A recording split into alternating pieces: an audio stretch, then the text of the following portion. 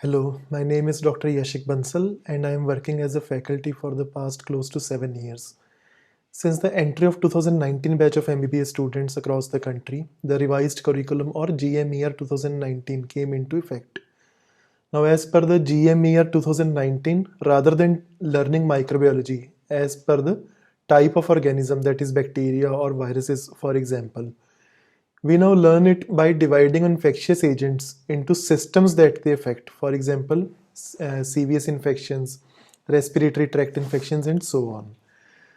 Moreover, the topics are now aligned horizontally and integrated vertically with different subjects that are taught during the MBBS course.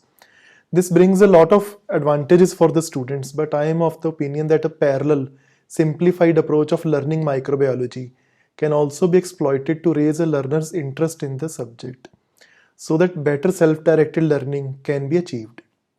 As an experiment, I am uploading a few recorded lectures on YouTube that I have been planning for the past almost 4 years, and I believe these lectures can benefit the students. These lectures are not a substitute to the actual classroom teaching or actual teaching by any means, so this must be kept in mind.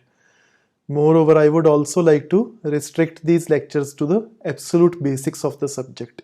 The reason is that I do not have any commercial interest behind this project. This is purely academic.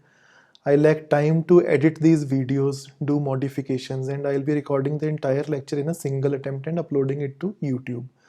I also wish to keep these lectures short so that unnecessary time is not wasted in case you continue watching these lectures.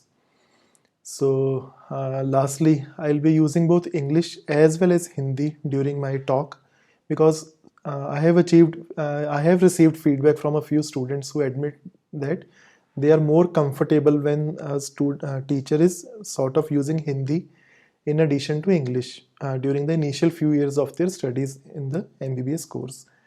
So hope you'll find these useful, and let's start with the first lecture now.